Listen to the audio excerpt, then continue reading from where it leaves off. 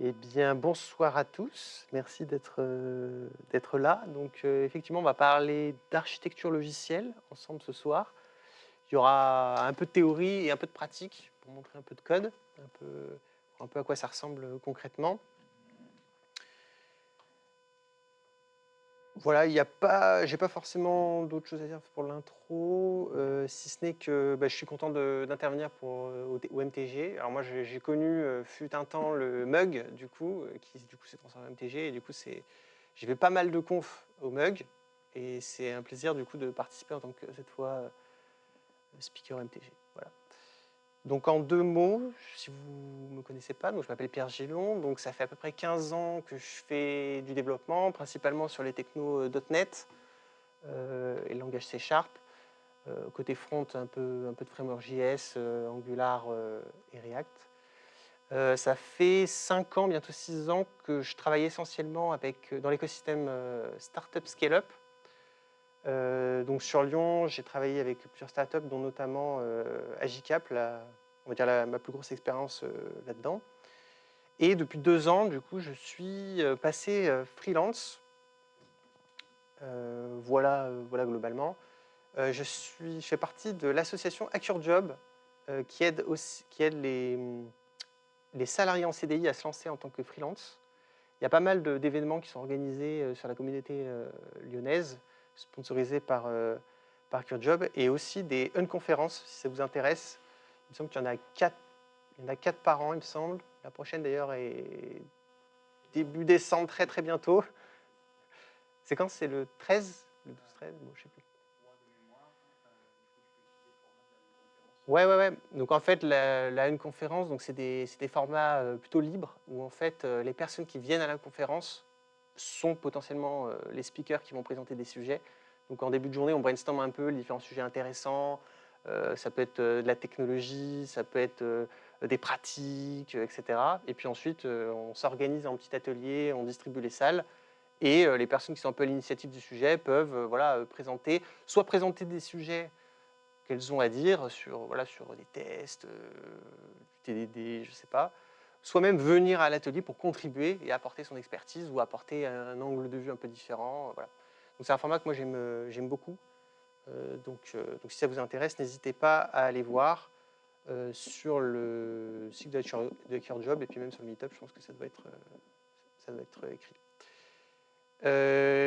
En septembre, j'ai créé un collectif de freelance qui s'appelle MVP Builders, qui a pour but d'aider les startups et les entrepreneurs à monter leur MVP from scratch et à aller tester le marché le plus vite possible. Donc avec un collègue, on est en train de tester ça. D'ailleurs, il n'est pas là. Il devait venir, je lui dirais, le soutien, c'est pas ouf. Et voilà. Et du coup, on accompagne pas mal de jeunes startups qui veulent monter leur produit de zéro. Et enfin, je suis pas mal actif sur LinkedIn, donc si ça vous intéresse de suivre un peu les conneries que je raconte, vous pourrez aller vous abonner à la fin si vous le souhaitez. Et puis j'ai mon blog si ça vous intéresse. Donc l'idée de ce soir, c'est de parler architecture logicielle et de comparer un peu ces trois grands mastodontes. Donc avant de commencer, déjà peut-être un petit sondage. Qui a déjà au moins entendu parler d'une de ces architectures? Vous pouvez lever la main. Ok.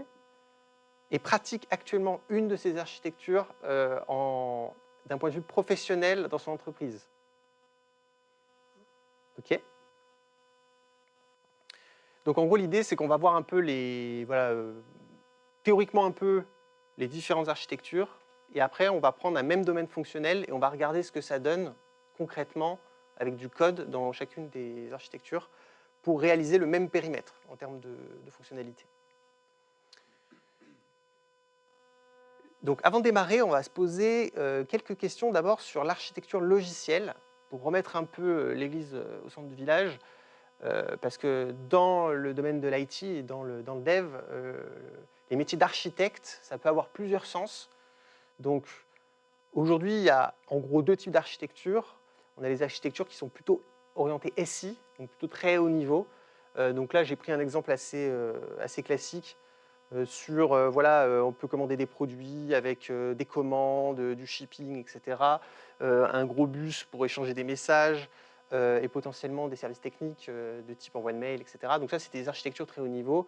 Donc ce n'est pas spécialement ce qu'on va creuser aujourd'hui. Ce qu'on va creuser, c'est un zoom sur un composant particulier, un service. Par exemple, là, j'ai pris comme exemple une API REST. Et bien, à l'intérieur, on va avoir un certain nombre de classes qui vont s'articuler du coup. Donc en point d'entrée, on va avoir des requêtes HTTP, on va avoir un certain nombre de classes et potentiellement une base de données pour aller récupérer la donnée. Donc nous, ce qui va nous intéresser, c'est vraiment cette partie-là, comment on structure le code à l'intérieur du coup des applications. Et du coup, comment on le structure, c'est de l'architecture logicielle.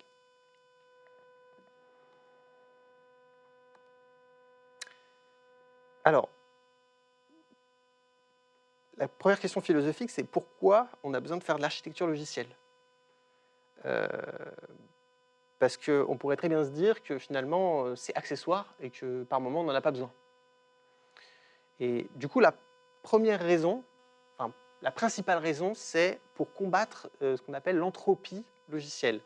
Donc l'entropie, je ne sais pas si vous savez ce que c'est, mais en gros, globalement, c'est la deuxième loi de la thermodynamique et qui consiste à dire que tout système isolé ne peut que augmenter, l'entropie ne peut que augmenter ou rester constante. Et en gros, dans le logiciel, on a un peu cette vertu, cette même propriété, c'est qu'on est vraiment en vase clos. Le code, si on ne le manipule pas et si on le fait pas évoluer, il reste stable et du coup, on a une entropie stable. Par contre, à chaque fois qu'on va le modifier, souvent pour ajouter des fonctionnalités ou en modifier, et ben, du coup, ça augmente le niveau d'entropie du système. On fait un parallèle dans l'architecture logicielle de l'entropie avec la complexité. Globalement, la complexité du code qu'on gère augmente progressivement, qu'on le modifie, qu'on ajoute des fonctionnalités, etc. Si on prend un exemple simple, on veut développer une application qui permet de récupérer la température de Lyon maintenant et l'afficher dans une application console. En gros, ça sera 10 lignes, 20 lignes de code. La complexité, elle est extrêmement faible. Il n'y a vraiment rien de particulier. Et du coup, l'architecture a moins peut-être d'intérêt là-dedans. Par contre, si on commence à vouloir se connecter à plusieurs services, plusieurs API REST, on va avoir peut-être des systèmes de retry, on va avoir, finalement l'appli console, c'est pas très pratique, on va se faire une petite API REST, une petite appli mobile, etc. Et bien plus on augmente les dépendances, les fonctionnalités, et plus ça devient complexe. Et gérer la complexité, c'est ça, en fait, faire de l'architecture logicielle, c'est être en capacité de poser un cadre pour gérer la partie complexe. Alors, vu que je parle beaucoup, je vais tout de suite prendre ma petite bouteille d'eau.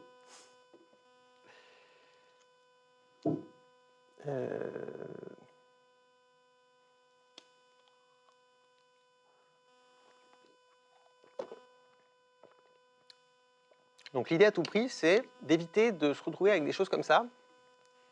Alors ça, c'est une image que j'ai prise sur net, j'ai essayé de la reproduire moi-même, mais j'arrivais pas.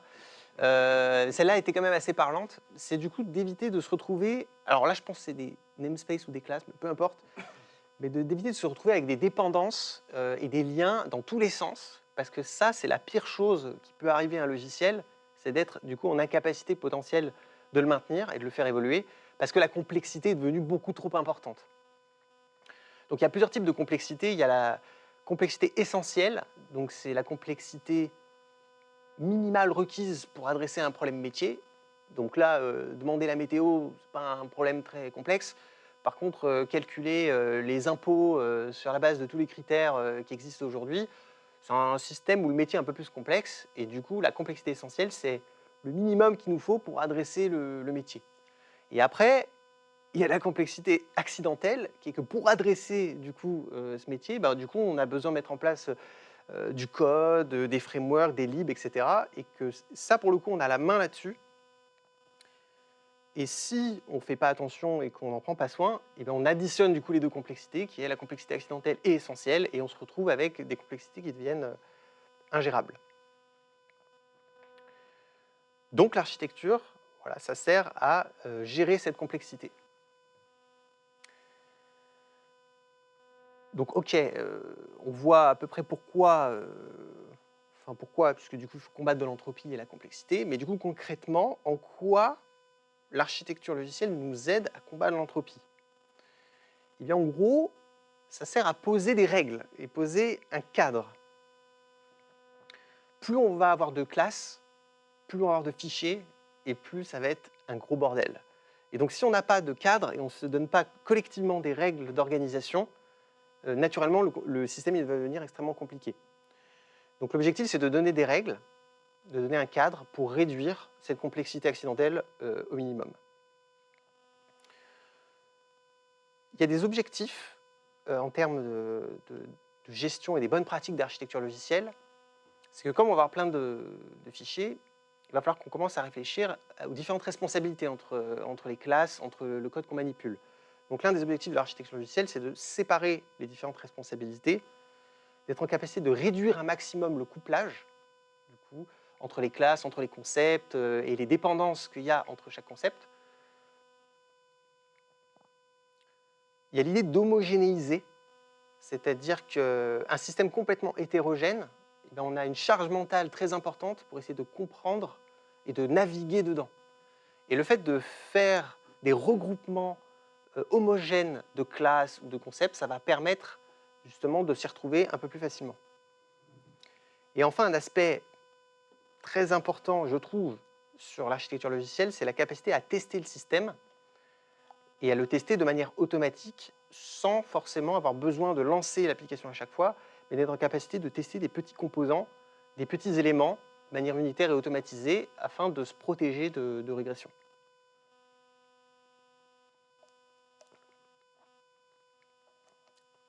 En gros, si on résume, les objectifs, c'est de pouvoir naviguer facilement dans le code, quand il y en a beaucoup, et c'est de pouvoir maintenir et de faire évoluer vraiment facilement le code. Donc ça, c'est vraiment les objectifs de l'architecture logicielle.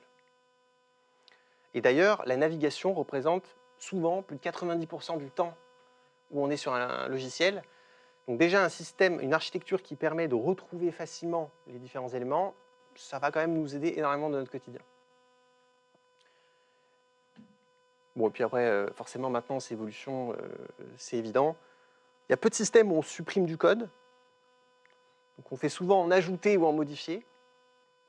Donc c'est important d'être en capacité de gérer ça. Ok, donc on a de l'entropie avec de la complexité. On va faire une architecture qui va nous permettre de découper le système, etc., de pouvoir gérer cette complexité. Mais là, je vais vous parler d'hexagonal, de clean et de vertical slice. Mais est-ce qu'il n'y a pas déjà des architectures qui existent aujourd'hui et qui marchent ou tentent en tout cas de répondre à ces problématiques? Alors il y avait besoin d'un quiz. Du coup, est-ce que quelqu'un connaîtrait une architecture qui est antérieure du coup à l'hexagonal, la clean, etc., et qui sert à tenter de commencer à apporter des réponses à comment on s'organise dans une codebase qui grossit? T'as dit? 3 couches. Le 3 couches, ouais. Ça serait quoi les 3 couches? La couche de présentation, la couche de métier, la couche de data. Exactement, et ce modèle, il s'appelle l'architecture n-tiers. Oui, Du coup, le n-tiers qu'on connaît à peu près tous, je pense que vous avez tous à peu près travaillé sur un projet n-tiers, puisque c'est un peu les fondements et les premières réflexions de, voilà, on commence à regrouper du code finalement lié à la vue plutôt en haut, lié au métier au centre, et du coup à la donnée. Voilà. Donc effectivement, le premier héros qui est sorti un peu du bois dans les années 90 pour essayer d'apporter des premières réponses, c'est le n-tiers. Sauf qu'en fait, si le n-tiers marchait, on n'aurait pas inventé toutes les autres architectures qui existent aujourd'hui, notamment l'architecture hexagonale, qui est quand même un gros fondement. Donc, le n-tiers ne fonctionne pas tout à fait. Et vraiment pas tout à fait, parce que c'est un fondement important du coup, dans les réflexions des autres types d'architectures qui sont apparus. Et du coup, je trouve que c'est intéressant de se pencher 2 secondes sur le problème du n-tiers. Donc, le N tiers, on a une couche présentation, on a une couche business et on a une couche data. Voilà, on a une base de données en bas, puis on a un flow d'exécution qui est comme ça. Et la manière dont on construit le code, les dépendances sont souvent comme ça. C'est-à-dire qu'on a la couche présentation qui dépend du coup de la couche business qui dépend de la couche d'accès aux données, puis la couche d'accès aux données qui dépend de la base de données, en tout cas du format de la base, etc. Et en fait, ça pose un petit problème, notamment ici. C'est que vu que la couche business, elle connaît la couche data, et bien lorsqu'elle va essayer de charger des données pour faire des traitements, il va y avoir nécessairement des petites choses qui vont remonter dans la couche business, des problématiques techniques, et ça peut poser problème. En gros, il y a un concept qu'on appelle l'infiltration ou le leaking qui consiste à dire que voilà, on va avoir des problématiques de données qui remontent dans la couche business. Donc par exemple, on a besoin de connection string, on a besoin de sérialisation, de lock, de persistance. Et bien, si la classe qu'on utilise dans la couche de données nécessite qu'on le manipule d'une certaine manière, on va être obligé de se conformer à cette classe et donc de faire rentrer ces problématiques voilà, d'initialisation, de connexion, voilà, toutes ces problématiques techniques vont remonter du coup dans le business, dans la couche métier, et on va avoir à la fois des règles métiers et à la fois quelque chose qui pilote un peu la partie donnée. Donc ça crée une sorte d'illusion de séparation, puisque finalement, on a quand même des problématiques techniques qui apparaissent un peu de partout, et en plus, cette illusion cache en réalité un couplage qu'on crée progressivement entre les couches. Ce qui fait que le jour où on veut faire changer cette couche data ou faire évoluer, on commence à travailler dedans, à retirer, à débrancher des choses, et puis là on se rend compte qu'il y a tout qui explose dans la couche business, et on se dit mais c'est quand même bizarre, puisque les couches sont censées être complètement indépendantes, et du coup elles ne sont pas indépendantes, elles sont du coup couplées. La solution à cette réflexion, elle est arrivée bien avant l'hexagonal. C'est-à-dire déjà dans les années 90, il y avait déjà des gens qui avaient trouvé des solutions pour sortir de ça. Mais disons qu'avec l'arrivée de l'architecture hexagonale, ça s'est un peu accéléré, on va dire. En gros, la solution elle peut paraître simple, mais il suffit de retirer cette dépendance. Bonsoir. En gros, il suffit de retirer la dépendance en se disant celle-là, on ne la veut pas, et du coup de la mettre dans l'autre sens. En disant bah, finalement, c'est notre couche de données qui va référencer la couche business. Si on change d'ordre le graphe, en fait, ça donne ça. C'est que la couche présentation a toujours une dépendance vers la couche business. La couche data, maintenant, a une dépendance vers la couche business. Et la data a toujours une dépendance vers la base de données. Et du coup, la couche business n'a plus de dépendance. Et ça, c'est un concept intéressant, puisque ça veut dire que faire évoluer la couche business, il n'y a pas de dépendance qui pourrait faire évoluer la couche business, puisque du coup, elle n'a pas de dépendance.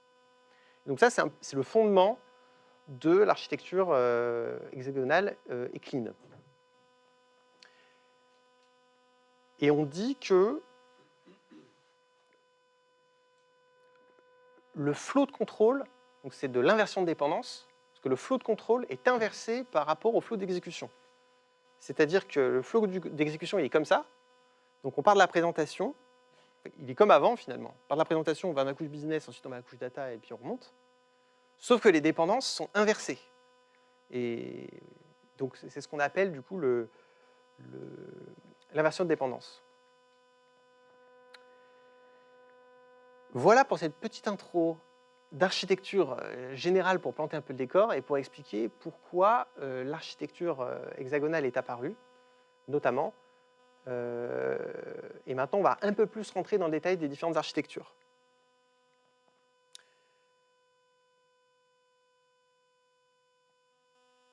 On va continuer peut-être un petit questionnaire. Du coup, qui est à l'aise avec l'architecture hexagonale aujourd'hui? Donc déjà, qui connaît l'architecture hexagonale dans la théorie, on va dire? Et qui l'utilise au quotidien dans ses applications? Ça marche. Donc, l'architecture hexagonale, donc là, on va faire un peu de théorie, puis après, on va passer à la pratique où je vous montrerai un peu plus de code. Donc, son vrai nom à l'architecture hexagonale, c'est l'architecture Port and Adapter Architecture. Donc, elle a été faite en 2005, enfin, elle a été un peu, on va dire, normalisée, officialisée en 2005 par Alistair Cockburn.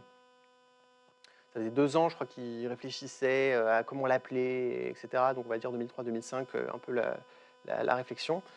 Et il a créé l'architecture hexagonale exactement pour les problématiques qu'on a évoquées, c'est-à-dire qu'il a eu des mauvaises expériences dans des missions où il arrivait, notamment un fameux système de météo, ça boucle un peu avec le début, c'était pas forcément volontaire, mais où en fait il devait ajouter des nouveaux capteurs et de nouvelles données, mais qui étaient plutôt finalement des contraintes techniques. Et au moment où ils ont voulu les ajouter, ils se sont rendus compte que ça avait des impacts massifs dans le business. Et du coup, il a eu envie de changer un peu de paradigme et de poser une autre architecture qui permet de s'abstraire finalement de la technique. Donc, premier objectif de l'architecture hexagonale, c'est de se protéger de l'infiltration leaking dont on parlait, donc d'avoir une couche métier qui est totalement safe quelque part et qui ne peut pas être modifiée par de la technique. Donc, isoter le code technique et notamment de la partie UI et data. Un point aussi qui est important pour lui, c'est d'être en capacité de construire l'application avant même de réfléchir aux problématiques techniques qu'on peut avoir. Donc que ça soit en TDD, que ça soit peu importe la forme, l'idée c'est on est en train de faire une application, on veut répondre à un problème, ben on veut pouvoir la développer avant de savoir du coup quels vont être les écrans et où est-ce qu'on va stocker la donnée. Et un autre point, c'est qu'il insiste beaucoup sur ce point, c'est que pour lui, l'architecture hexagonale, c'est une seule couche. En fait, ce qui est important, c'est une couche, et ce qui est important, c'est ce qu'il y a à l'intérieur et à l'extérieur. Plutôt que plusieurs couches qui potentiellement se superposeraient, là, c'est plutôt, il y a une seule couche, et ensuite, il y a des classes, des concepts qui sont à l'intérieur de l'architecture hexagonale ou qui sont à l'extérieur. Donc, on va rentrer un peu dans le détail. Donc, l'architecture, c'est donc port et adapteur. Donc, tout d'abord, on a les driving ports. Donc, les driving ports, ce sont des ports qui apparaissent plutôt sur la partie gauche de l'hexagonale et qui permettent de donner des ports d'entrée finalement de l'application. C'est le service que fournit l'application. Donc ça peut être pour configurer l'application, pour utiliser l'application, pour administrer l'application. Donc c'est une porte d'entrée qui permet de demander à l'application un service. Donc ce qu'on appelle le driving port. Et de l'autre côté, on a le driven port. Donc c'est l'inverse. Ce sont des ports qui demandent, qui indiquent à l'extérieur ce dont a besoin l'application pour fonctionner. Donc pour obtenir des données, par exemple, pour notifier des systèmes, ou pour contrôler d'autres choses. Donc les ports, c'est un élément qui est central parce que c'est la frontière finalement entre l'intérieur, qui va contenir le métier applicatif et les règles métiers, et l'extérieur qui est de la technique. Donc là, je vous ai pris des exemples. Alors, en C# ou dans les langages typés, les ports sont souvent représentés par des interfaces. Donc en classique .NET, ça peut être par exemple un e-cancel order, e-purchase product, e-reschedule meeting. Donc ce sont des actions qu'on va pouvoir demander à notre application de réaliser. Alistair, lui, il a un autre style d'écriture des interfaces, mais qui revient strictement au même. Il dit juste for cancelling, for purchasing, etc. Et de l'autre côté, on a les driven ports. Et là, c'est plutôt, j'ai envie d'obtenir quelque chose de l'extérieur. Donc je veux obtenir des données, donc les fameux repositories. Je veux envoyer des mails, par exemple, ou je veux envoyer des notifications. Voilà, puis on a la syntaxe équivalente côté Alistair.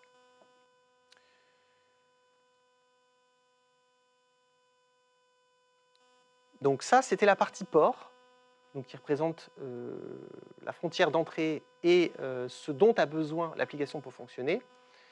Et maintenant, on va parler des adapteurs. Donc de la même manière qu'on avait des driving ports, on va avoir des driving adapteurs qui, eux, vont utiliser tout simplement les driving ports et qui vont piloter l'application. Et de l'autre côté, on va avoir des driven adapters qui, eux, vont implémenter ce dont l'application a besoin. Alors la terminologie dans l'architecture hexagonale, elle a pas mal évolué. Notamment au début, on parlait de primary à gauche et de secondary à droite. Plus récemment, c'est la forme plutôt finale là qui est utilisée avec le fameux driving et driven. Alors, je trouve que ce n'est pas forcément plus clair, mais on pourra en revenir après. Et l'architecture hexagonale, c'est juste ça. Il n'y a rien d'autre. Il n'y a pas d'explication de comment on écrit le code à l'intérieur de l'application. Pour Alistair, ça c'est vraiment un détail finalement. On peut structurer ses classes comme on veut, faire des design patterns comme on veut, on peut faire du DDD si on veut. C'est pas son problème. Lui, son problème, c'est la frontière et ce qu'il y a à l'intérieur et ce qu'il y a à l'extérieur et comment on communique.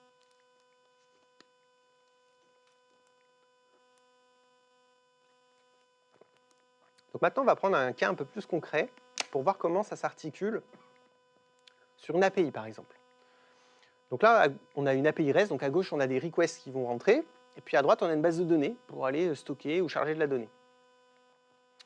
Donc quand on fait une application hexagonale, le premier truc qu'on pose, c'est l'hexagone en plein milieu, du coup, qui va contenir nos règles métiers, applicatives, etc. On va avoir nos ports, donc on va avoir le driving port à gauche et le driven port à droite qu'on a vu. On va avoir un driving adapter qui va se brancher et qui va utiliser le driving port. Ce driving adapter, il va recevoir la requête HTTP et il va pouvoir appeler le driving port. De l'autre côté, on va avoir le driven adapter qui va implémenter le driving port et qui, lui, va faire l'appel à la base de données. Si on remplace les termes, on obtient à peu près ça dans le code. C'est-à-dire que notre contrôleur HTTP, c'est lui qui reçoit la request et qui va appeler le use case, le port à appeler, enfin, en tout cas le service que l'application veut rendre. Et à un moment donné, si l'application a besoin de charger de la donnée, bah, du coup, elle va utiliser le e-repository qui, lui, est implémenté par un adapteur et qui va donc faire une requête à la base de données. Donc l'hexagonal, en gros, s'arrête là. On peut quand même imaginer l'intérieur, qui du coup la partie métier de comment on va gérer le traitement. Donc là, j'ai pris un exemple où du coup j'ai pris un use case qui du coup implémente le port, qui va utiliser potentiellement des entités. Donc les entités sont des objets métiers qui ont des règles, voilà, qui gèrent un peu les règles métiers. Et le use case, il peut du coup avoir en référence du coup un repository pour aller charger de la donnée et pour faire du coup son traitement. Voilà comment ça s'articule. Donc le contrôleur, c'est la partie driving, puisque c'est ça qui va piloter l'application. Et le driven, c'est la partie repository qui doit se conformer au port du repository qui est exposé par l'application. Ce qui est assez puissant avec l'architecture hexagonale, c'est que si on retire tout, on se retrouve donc avec juste l'hexagone. Et puis on peut brancher autre chose. Et on peut notamment brancher des tests.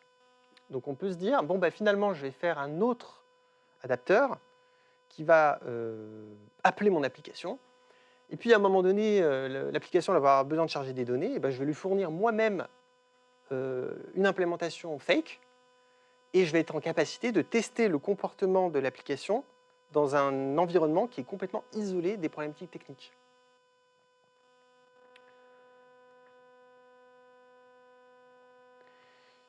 Donc voilà pour la partie théorie. Maintenant, on va regarder plus concrètement ce que ça donne dans du code. Donc les différentes architectures, elles sont construites sur... elles sont implémentées pour le même domaine métier, qui est le domaine de Meetup, à une demande personnelle là-bas. Donc, un Meetup, c'est quoi? Ben, ça gère des événements dans lesquels il va y avoir des participants qui vont pouvoir poster des commentaires. L'idée, c'est de s'inscrire comme ce soir à un événement et de rejoindre. On a quelques liens qui sont assez anecdotiques. En fait, je les ai mis pour l'exemple. Mais bon, un événement peut avoir plusieurs participants. Un événement, il peut y avoir plusieurs commentaires dans l'événement. Et puis un participant peut avoir posté des commentaires. Bon. Ce qui nous intéresse, c'est plutôt ça, c'est qu'on a différentes commandes qu'on peut faire dans le système, différents usages différents ports que va devoir exposer l'application, notamment pouvoir enregistrer un nouvel événement, pouvoir publier un événement, rejoindre un événement et commenter un événement. Alors pour ceux qui sont très fans de l'event sourcing, on ne parle pas ici d'événements techniques, mais c'est un vrai concept métier, du coup, l'événement. Voilà, je refais la petite précision parce que dans le code, ça peut faire bizarre. Voilà, et donc du coup, let's code, je vais vous montrer un peu ce que ça donne. Alors, est-ce que je peux faire quelque chose comme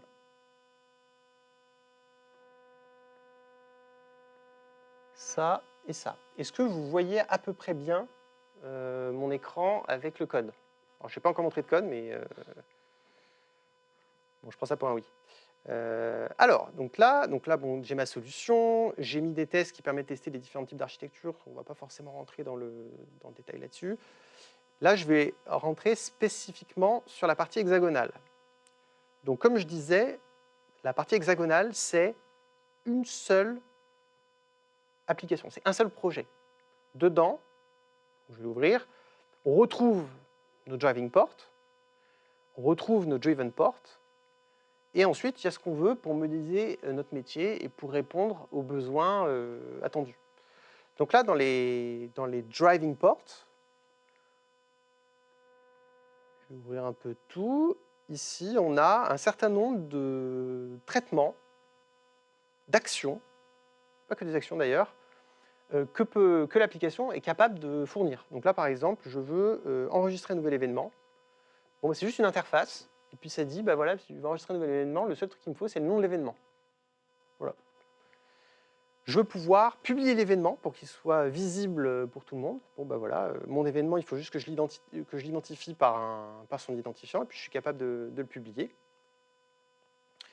Donc ça, c'est pour la partie administration. Et puis après, sur la partie des participants, bah, je veux pouvoir rejoindre un événement. Et puis, si je pouvais commenter un événement, ça serait quand même intéressant. Voilà. Donc ça, c'est ce que je représente ici, ce sont les driving ports qui permettent de piloter l'application. Donc ces driving ports, ils peuvent être utilisés directement par... Alors, je ne vais pas vous montrer le reste pour le moment. Ils peuvent être utilisés directement par les driving adapters. Donc là, j'ai quelques driving adapters qui les utilisent. Donc j'ai une API qui permet du coup d'appeler les différents points. J'ai une application console et j'ai des tests. Donc si je prends par exemple l'application console, on va voir un peu ce que ça donne. Donc là, j'enregistre mes différentes applications, etc. Et ici, je peux récupérer mes ports et je peux les utiliser. Donc ici, si je fais Create Use Case, ici, je peux enregistrer du coup un nouvel événement, voilà, directement. Donc je n'ai pas connaissance de comment ça fonctionne à l'intérieur. D'ailleurs, les types qui sont fournis sont des types primitifs. Donc en fait, voilà, je lui donne un nom et ça me donne un ID, et voilà. Donc je ne sais pas la modélisation. Et du point de vue de l'extérieur de l'hexagone, je m'en fiche. Ce qui m'intéresse, c'est uniquement de pouvoir faire des actions dans mon application et d'être en capacité de voir comment ça évolue. Donc par exemple, si je lance, je crois que j'ai ça là. Si je lance mon appli console, bon, elle fait rien du tout, hein. Mais en gros, ça build. Donc là, ce que j'ai juste fait pour montrer rapidement en 2 secondes le code, c'est, voilà, on me demande une commande, et puis là, pour l'instant, j'ai une seule action possible, bah, c'est créer du coup un nouvel... Alors d'ailleurs, je vais en profiter, c'est pas créer, c'est register. Je vais enregistrer du coup un nouvel événement. Une fois que je l'ai enregistré, bah, j'affiche la liste de tous les événements disponibles. Bon. Donc là, je fais register.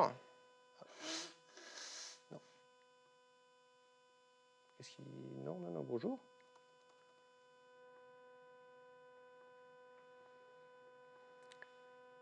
Donc là, je vais faire par exemple register some great event.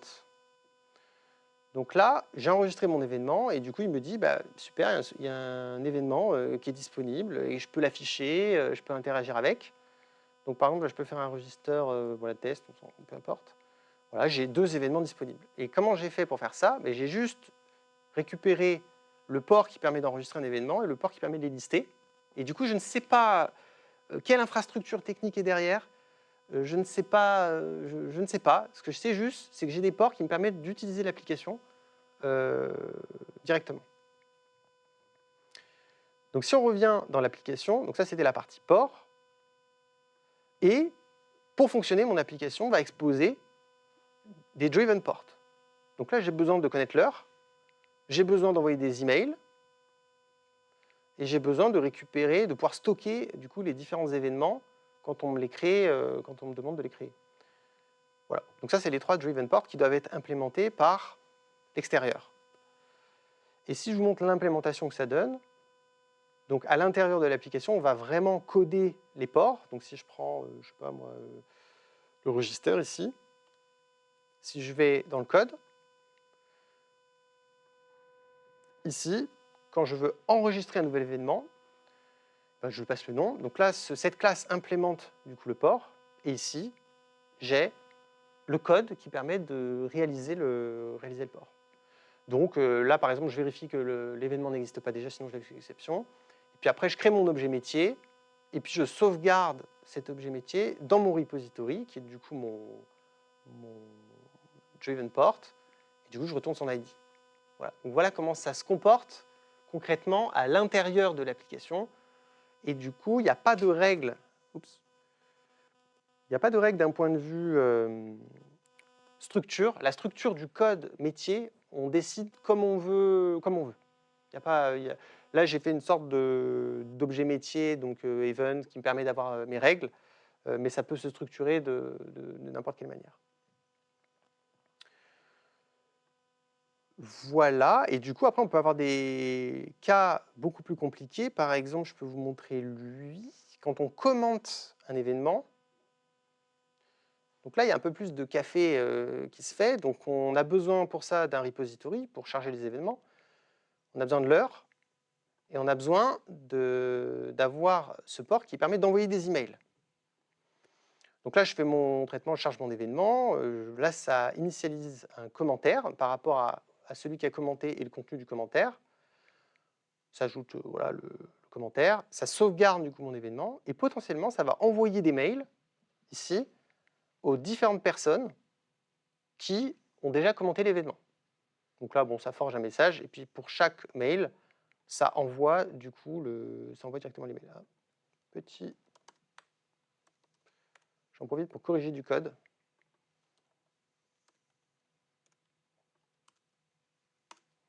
Voilà.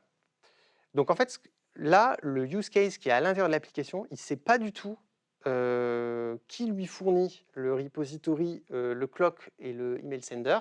Lui, ce qu'il va juste faire, c'est qu'il va les utiliser, et le code métier qu'on lit ici, il ne sera jamais changé, peu importe qui a implémenté ces interfaces.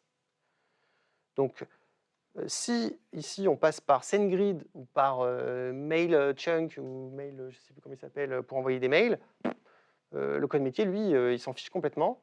Lui, il veut juste une interface qui correspond à ce dont lui, il a besoin. Donc là, par exemple, l'interface, c'est tu envoies un mail, et mon mail, c'est quoi? C'est from to subject content. C'est d'ailleurs même des strings.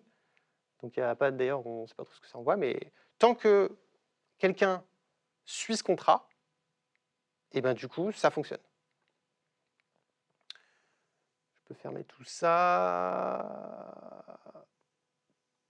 Donc voilà pour l'architecture hexagonale d'un point de vue concret. Donc ici, je retrouve tous mes use cases qui sont implémentés. Là, j'ai mes objets métiers. Donc le fameux événement, commentaire, nom, potentiellement un statut pour savoir s'il est en brouillon ou s'il est publié, etc. On a des exceptions, etc. etc. Et je ne vous ai pas montré les driven, mais les driven ici, c'est donc qui implémente les fameux ports extérieurs. Donc là, par exemple, j'ai mon fameux SQL qui, lui, va vraiment stocker en SQL l'événement. Donc lui, il implémente le driven port. Il doit implémenter strictement toutes ces méthodes parce que c'est ça que l'application lui demande. Et en l'implémentant, donc là, il y a un peu de code pour mapper. Donc j'utilise Entity Framework, donc c'est pour mapper de Entity Framework vers l'objet attendu métier. Voilà, rien de très intéressant, mais ce que ça veut dire, c'est qu'on peut faire une implémentation sur n'importe quelle techno. Je regarde l'heure. Voilà, est-ce que vous avez des questions sur l'architecture hexagonale? J'ouvre tout pendant que j'y suis. Des réactions? Est-ce que c'est clair, pas clair? Ouais. J'ai une petite question. J'ai peut-être pas bien vu d'ici, mais c'est Oui. où dans le code du coup qu'on spécifie c'est quel driven port qui va implémenter le contrat? Alors, il y a plusieurs écoles. Là, j'ai fait un... Alors, en fait, alors déjà, ici, je reviens dans l'application. Déjà, le driving port, alors ta question c'était sur le driven.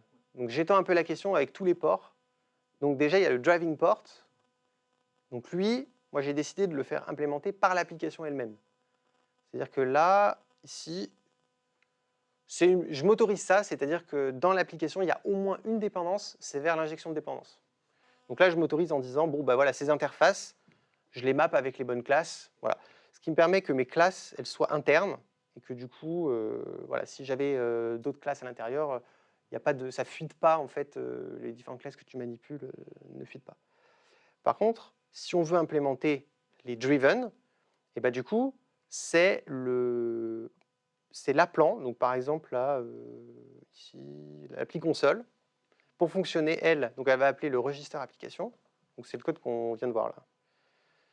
Et elle va ensuite appeler, alors c'est un peu comme on veut, soit elle peut le référencer directement ici, donc elle dit, bon bah, j'ai besoin d'un repository, donc je vais dire, bon bah, je vais ajouter mon i repo avec un stub, bah voilà, avec ça par exemple. Bon. Je ne sais même pas si c'est bon. Mais elle peut directement le déclarer là. Ou après, tu peux centraliser ça dans d'autres projets. Donc là, par exemple, j'avais fait carrément un projet, mais ça, c'est pas obligatoire, un gros projet in-memory qui, lui, a tous les driven in-memory implémentés. Donc, il n'y a plus qu'à mettre register in-memory et du coup, tu as accès à tous les adapteurs in-memory. Voilà. Mais c'est plutôt de la responsabilité du driving de dire ce qu'il veut pour que l'application soit correctement initialisée. Oui. Donc l'appli console, l'API. Alors je n'ai pas montré, mais même les tests. Ouais, tout à fait. Driving adapter, ouais. J'avais une question Ouais. sur, parce que j'ai plutôt l'habitude de voir avec un application service, du coup, parce que supposons que l'ensemble de ton traitement doit être dans une transaction. Ouais. Du coup, c'est plutôt sur l'application service qui va porter ça. Là, du coup, comment tu le... Bah, ça dépend. Parce que ton application service, de base, comment tu gères la transaction du coup avec ton application service? C'est plutôt lui qui est en fait l'application service qui est autour de l'hexagone. C'est lui qui va être le point d'entrée un peu. Ouais. Qui trouve la transaction, qui passe la main Ouais. au domaine, Mm. qui va faire son business. Bah, globalement, quand il ouvre sa transaction avant d'appeler le use case, du coup, tu peux faire exactement la même chose. C'est le driving, du coup, le driving adapter qui va décider qu'il y a une transaction. Parce qu'en plus, il doit savoir qu'il y a besoin d'une transaction parce qu'à l'autre bout, il y a du coup le driven adapter qui, lui, a besoin d'une... Enfin, du coup, c'est la côté SQL qui a besoin finalement d'une transaction. Donc l'application n'est pas censée le savoir. Après, ça dépend. C'est soit il n'est pas censé le savoir, et dans ce cas, il n'y a aucune notion de transaction à l'intérieur de l'hexagone, soit tu peux très bien dire, bah, il y a une interface, et du coup, c'est le code applicatif qui décide comment la transaction et quand est-ce qu'elle finit. Par contre, j'ai un nouveau driven port, qui doit être implémenté. Donc ça, c'est un peu, ça dépend des contextes, ça dépend... Il y en a qui n'aiment pas trop avoir cette... Ouais. Enfin, du coup, il n'y a pas de notion d'ailleurs de domaine, il y a une notion juste d'application. Mais du coup, tout est dedans, ouais. Et après, ça dépend, est-ce que tu veux que la transaction, elle fasse partie de ton métier ou pas? Si tu peux ne pas l'avoir dans ton code métier, c'est quand même bien, mais par moment, tu es obligé parce que c'est des contraintes métiers qui t'imposent d'avoir certaines transactions. Donc ça dépend. Est-ce qu'il y a d'autres questions sur ce sujet? Parce que là, on a le code sous les yeux. Ouais. Des applications un peu plus complexes.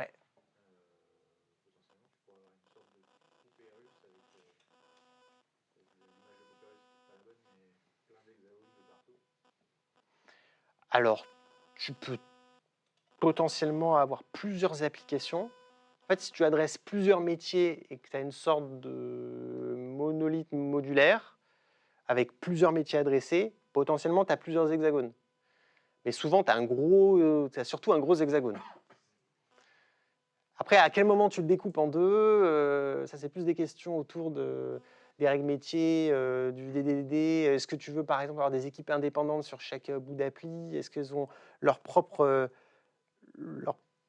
métier à adresser ou est-ce que c'est le même métier? Enfin, ouais, c'est un peu des questions plus larges. D'accord. Parce que Mm. dans la vision initiale de l'architecture, ce serait vraiment application en termes applicatifs, c'est-à-dire c'est un microservice par exemple Ouais. ou un monolithe Mm. qui rend un service. C'est vrai que moi j'ai eu un cas mais qui n'a pas forcément été très bien implémenté où la personne elle avait voulu tester l'architecture hexagonale et en fait elle avait mis des hexagones de partout. Et donc en fait Ça peut être. relire derrière, Ouais. recomprendre. Franchement, avant que tu sépares ton hexagone en plusieurs, faut vraiment, pour moi, faut vraiment que tu aies plein de problématiques métiers qui. Enfin, voilà, ton appli, elle sera déjà gigantesque et vaut mieux commencer par un hexagone et bien faire le truc correctement plutôt que d'essayer déjà d'anticiper et limite de découper trop tôt. Et ouais. On peut du coup avoir plusieurs services dans un hexagone. Alors, Plusieurs qu'est-ce que tu entends hexagones qui par gèrent plusieurs service? services. Alors, pour te donner un exemple, par exemple une association qui gère un parc de logements avec, avec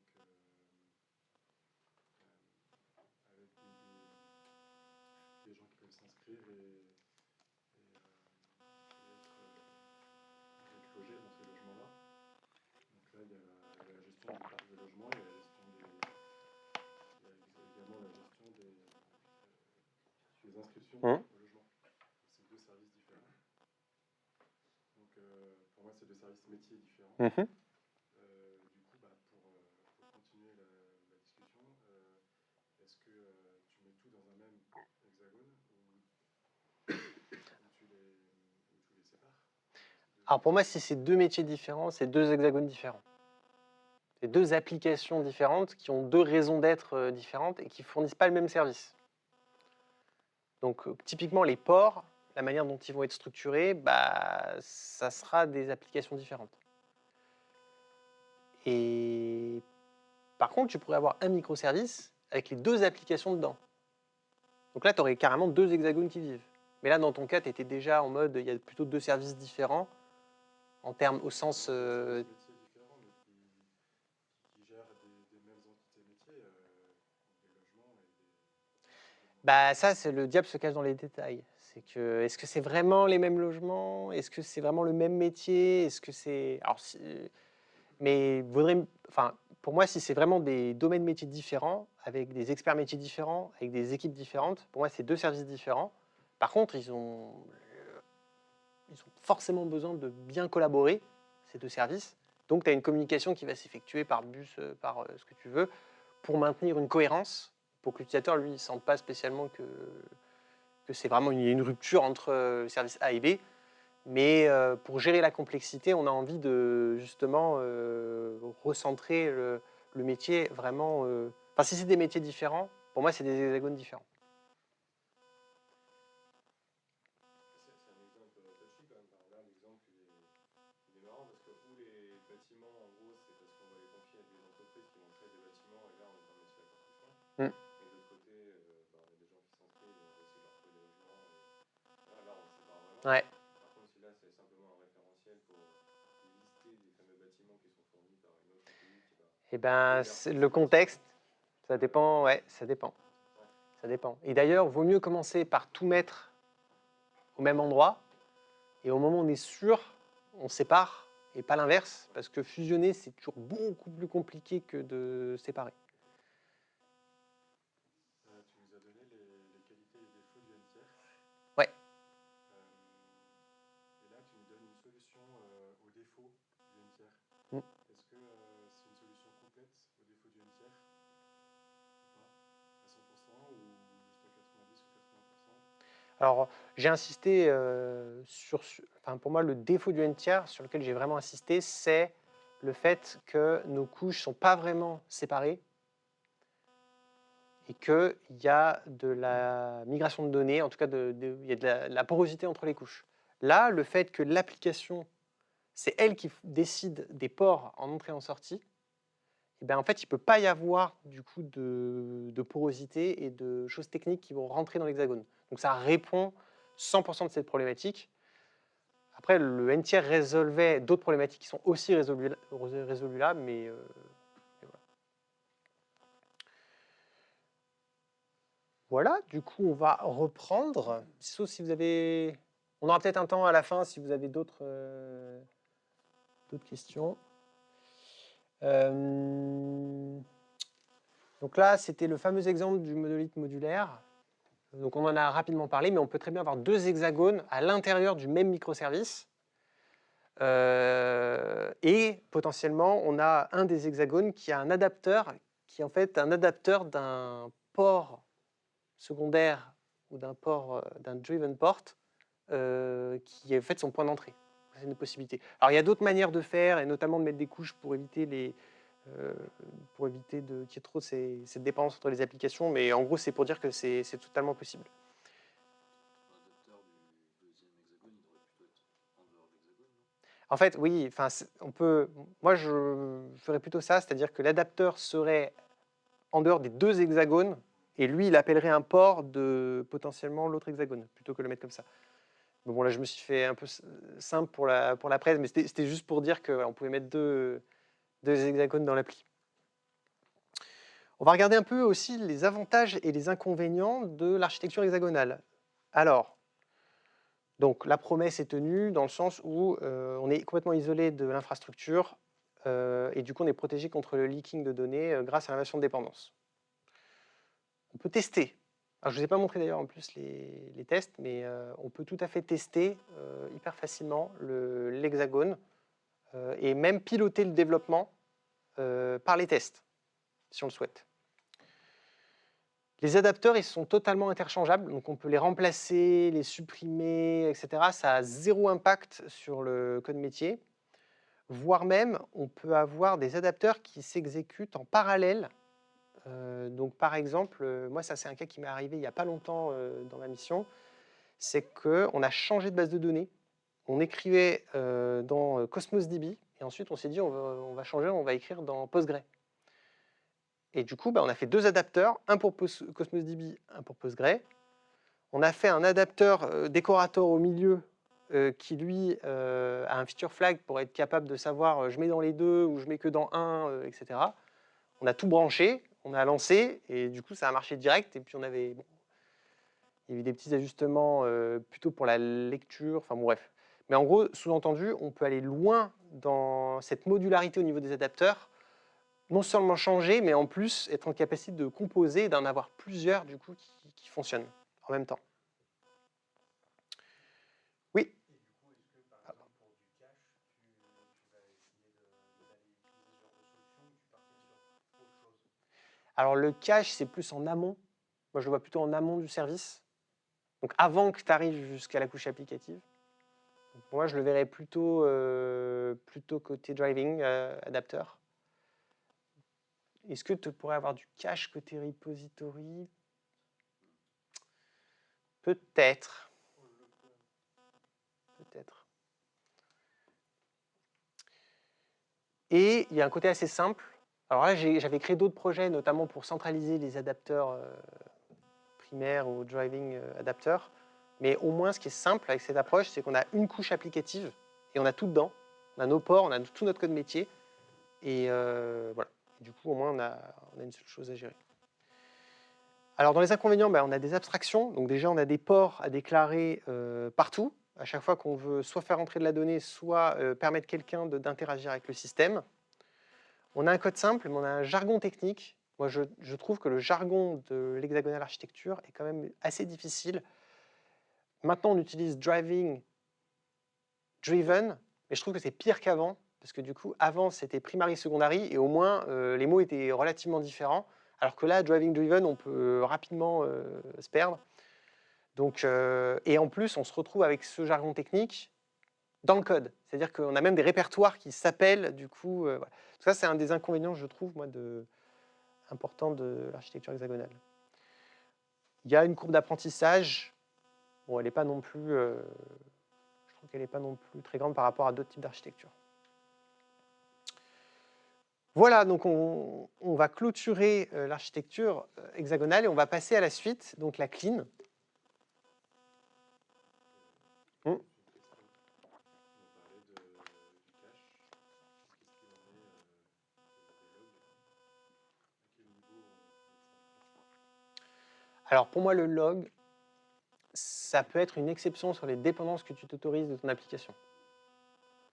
Ça facilite beaucoup de faire ça. C'est-à-dire tu te dis, ok, mon application elle est pure, mais quand même, si elle veut loguer, je fais une dépendance du coup avec un logger, et du coup je suis capable de loguer dans mon code métier. Vouloir absolument n'avoir aucune dépendance, c'est augmenter du coup la complexité, parce que là pour le coup, il faut déclarer des ports qui font du log, mais en fait, à certains cas où tu veux monitorer du temps, alors du coup, c'est possible aussi en rajoutant des ports, mais pour le log, moi je m'autoriserais de... Voilà, je fais un tout droit. Après, tu peux faire des décorateurs sur tes adapteurs. Pareil, tu peux aller loin. Pour du log, voilà, moi je préconise de faire un tout droit. Pour revenir doucement sur le dernier slide, s'il vous plaît. C'est pour convaincre de ne pas le faire. Donc maintenant, on va passer à la cleanarchy. On va faire un petit tour de table rapidement. Qui connaît ce qu'est la cleanarchy? Vous pouvez lever la main. Ok. Par théorie, oui. Par théorie. Oui.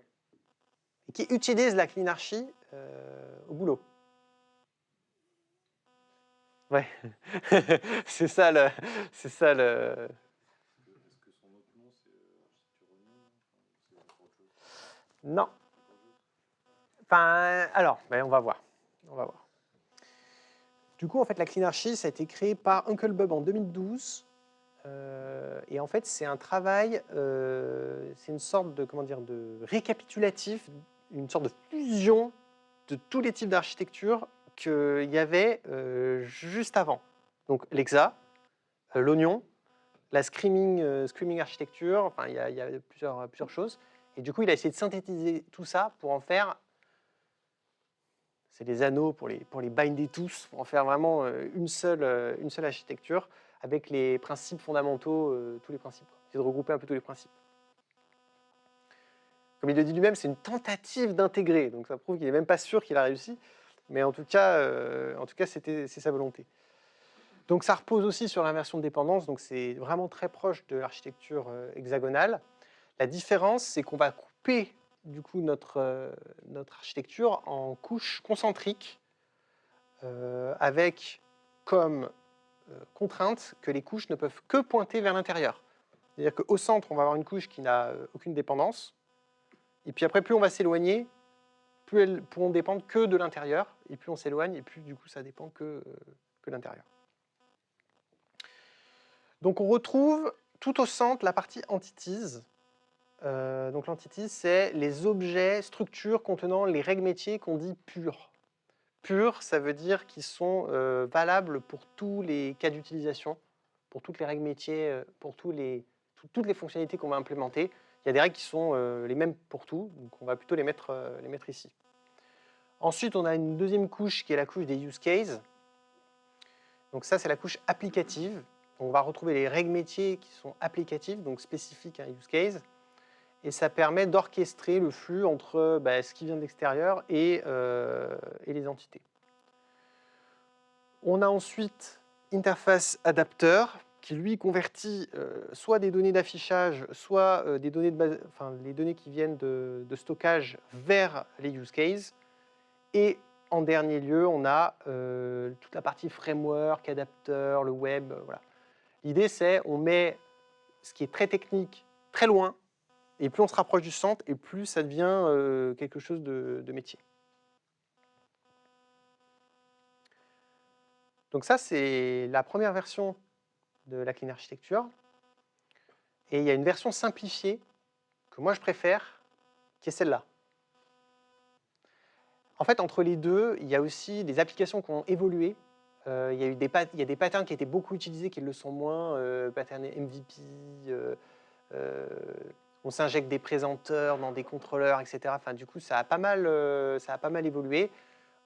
Et comme les architectures et les besoins ont évolué, bah, il y a une partie qui s'est simplifiée. Donc, en gros, on peut la simplifier comme ça. Il y a au centre le domaine, ou entities, c'est pareil, la couche applicative.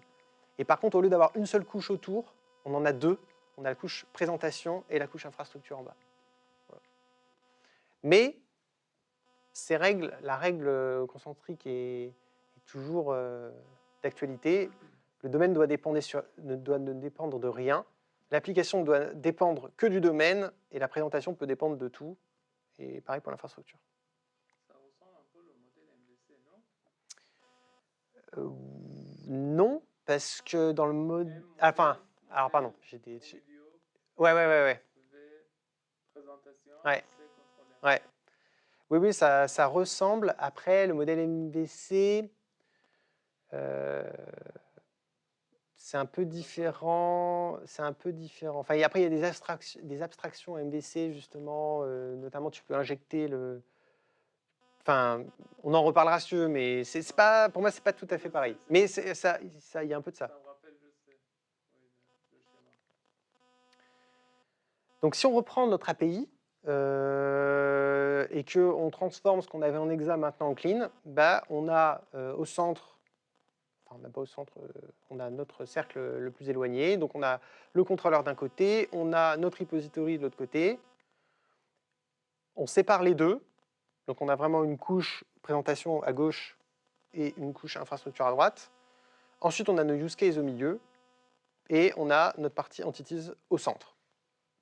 Donc là, j'ai repris à peu près les mêmes briques qu'il y avait côté hexagonal. Donc on voit que ça rentre tout à fait dans une clean, dans une architecture clean. Et d'ailleurs, on dit souvent que l'hexagonal, c'est quelque part les préceptes un peu généraux et qu'en fait, le clean dérive de l'architecture hexagonale en rajoutant des contraintes supplémentaires en termes de couches et en termes d'organisation du code. Là, le contrôleur, je l'ai fait pointer sur un port. Dans l'architecture, dans la clean architecture, il ne parle pas tant des détails de communication, on pourrait tout à fait le faire sauter. Contrairement à l'hexagonal où ça insiste quand même que voilà, les ports doivent être abstraits, ici on pourrait s'autoriser que le contrôleur référence par exemple directement le use case. Voilà. Par contre, repository, on est obligé, sinon ça casse la dépendance. Alright, eh ben on va switcher, je vais vous montrer la différence. Comment qu'on fait comme ça, comme ça. Alors, donc là on avait l'hexagonal, donc on la ferme, et maintenant on a la clean. Donc là on retrouve notre couche application, notre couche domaine, infra, présentation. Donc là si j'ouvre la couche au centre, d'ailleurs est-ce que je peux voir ces dépendances? Je ne sais jamais comment... Oui bon ça c'est OK. En fait, je sais comment je vais faire. Non, je sais. Si je fais ça, diagramme show project dependency.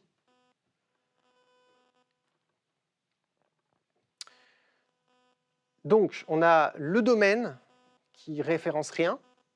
On a l'application qui référence le domaine. On a l'infrastructure qui référence l'application, et donc par transitivité qui référence le domaine. Et on a la présentation qui référence l'infrastructure. Alors là, c'est juste, normalement, elle devrait référencer l'application, mais elle référence l'infrastructure à cause de l'injection de dépendance. C'est un petit détail, mais en gros, ça veut dire qu'à minima, c'est dans le bon sens. Donc si on regarde directement le domaine, donc on n'a que les objets métiers. Donc là, c'est exactement le même code qu'on avait dans l'hexa. Simplement, c'est mis directement ici. Et je voulais vérifier ça. Si je fais ça, voilà. Zéro dépendance. Donc là, on a les classes métiers pures. Si on remonte d'un niveau, c'est la partie application. Donc là, on va retrouver ici les différents use cases. Et on va retrouver les ports donc, qui vont permettre à l'infrastructure d'implémenter ces différents ports pour que l'application fonctionne. Dans la partie infrastructure, on va retrouver les différents ports implémentés. Et puis enfin, dans la partie présentation, bon, on a la partie... donc là, j'ai quoi? J'ai juste... là, je crois que j'ai du minimal API, donc ça fait ça. Bon, c'est pas très important, mais en gros, c'est les différentes routes pour pouvoir accéder aux différents, à la partie use case. Voilà. Avec un mapping. Si on a des exceptions qu'on veut convertir en code HTTP, potentiellement on le fait ici. Voilà. Donc foncièrement, c'est pas trop différent de l'hexagonal, si ce n'est qu'il y a une séparation entre domaine et application. Et on a quand même moins de jargon technique. Voilà, on a moins besoin de signifier les ports externes et ports internes. Voilà. Donc c'est tout. Est-ce que vous avez des questions d'un point de vue code? Ouais. Tu peux juste nous montrer le partie application? Ouais. Merci. Je suis allé un peu vite. Hein. Tiens, d'ailleurs, je peux ouvrir. Qu'est-ce que j'avais? C'était join. Voilà, donc c'est exactement le même fonctionnement. Ici, on a notre interface qui est dans la partie application, mais qui est implémentée dans la partie infrastructure, avec la version de dépendance. Et ici, voilà, on peut charger notre objet métier, faire notre traitement et sauvegarder.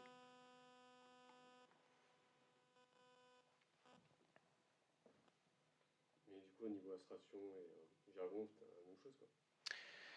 Oui et non. En fait, je dirais que... En fait, les concepts sont les mêmes, mais du coup, t'as pas... Pour moi, tu as la partie driven, tu l'as toujours, forcément.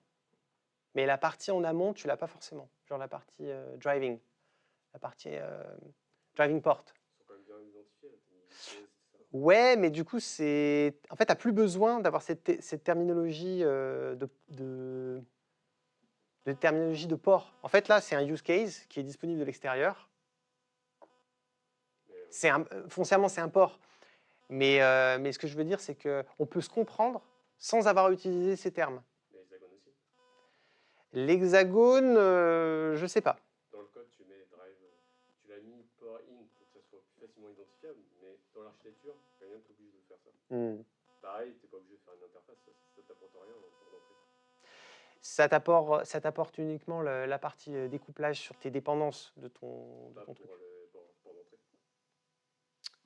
Si, pour les ports d'entrée, par exemple, si ton use case, il s'injecte lui-même un application service, alors c'est un mauvais exemple, mais un domaine service, pour l'utiliser lui-même dans son traitement, en fait, si ton use case il est public, du coup, tu vas être obligé de mettre public ton domaine service, et donc tu vas l'exposer à l'extérieur de ton... Mais honnêtement, c'est du détail, et je suis tout à fait d'accord avec toi. Moi, je ne m'embarrasse pas spécialement avec les interfaces, mais en tout cas, il y a des personnes qui sont un peu plus strictes sur le sujet des ports, en tout cas en hexagone. Ouais, 100% d'accord. Hexagonal, t'imposes pas que ce qu'il y a dans l'application soit pas visible de l'extérieur. Ben si, parce que tu veux qu'ils passent que par les ports, les driving ports. Non, ce qu'il y a dans ton application ne doit pas dépendre de l'extérieur. Alors, C'est pas vrai.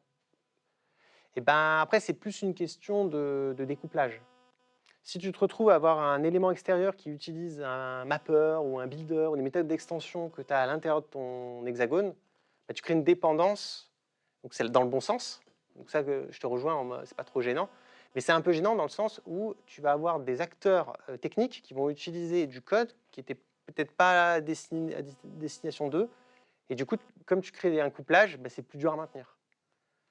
C'est pas impossible, hein, mais c'est un peu plus galère. Pardon ? J'ai l'impression que c'est une contrainte que tu rajoutes, qui n'est pas dans la définition de base. Moi, dans la définition de l'hexagone, il parle surtout des ports. Et de normaliser la manière dont tu communiques avec du coup ton application et dont elle définit ce dont elle a besoin. Et c'est vrai qu'il ne parle pas, Alistair, il ne parle pas vraiment effectivement, de la visibilité de l'intérieur de l'application.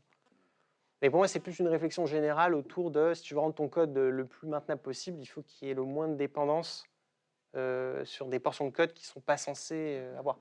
Autant, par exemple, Parce que là, dans la clean, tu le fais.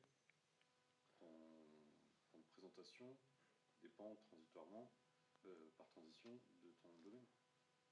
Oui. Donc, il peut oui, l'utiliser. donc là, mais oui. Mais c'est une grande différence pour moi entre l'exa et la clean.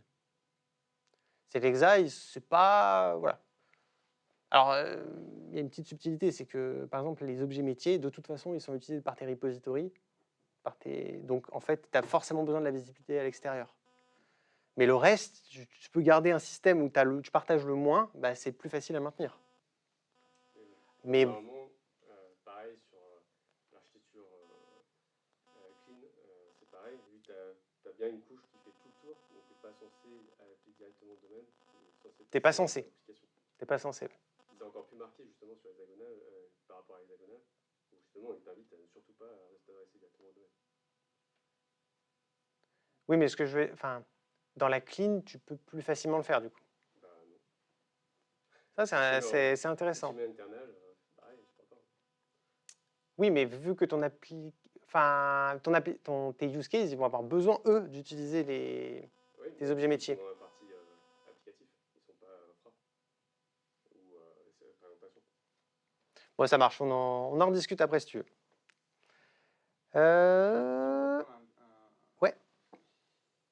Tout à l'heure, tu as parlé de Mapper. Le Mapper, il a quelle place là-dedans?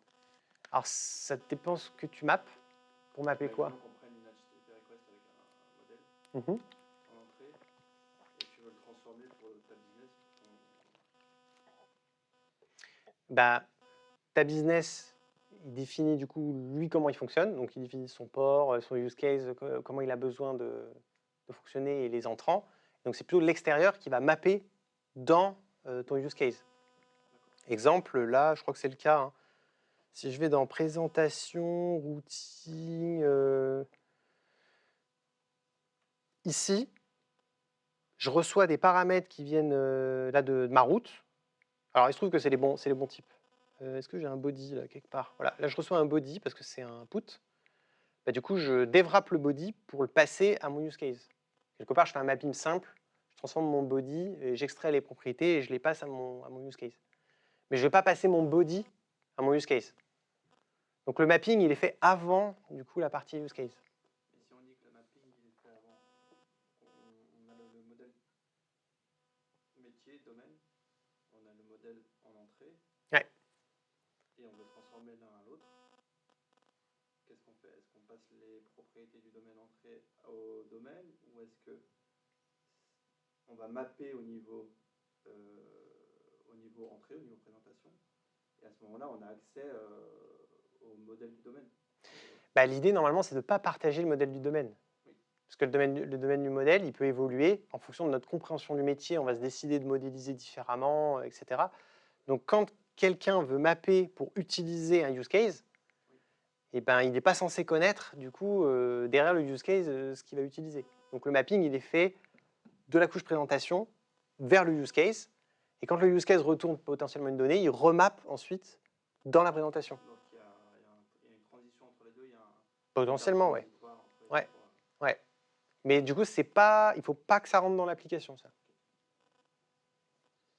Du coup, ton use case, là, l'injection de dépendance, elle est faite à quel niveau? C'est une bonne question. Je pense que j'ai un bout là. Voilà. Donc là, j'enregistre tous mes use cases. Mais ça c'est vraiment les goûts et les couleurs.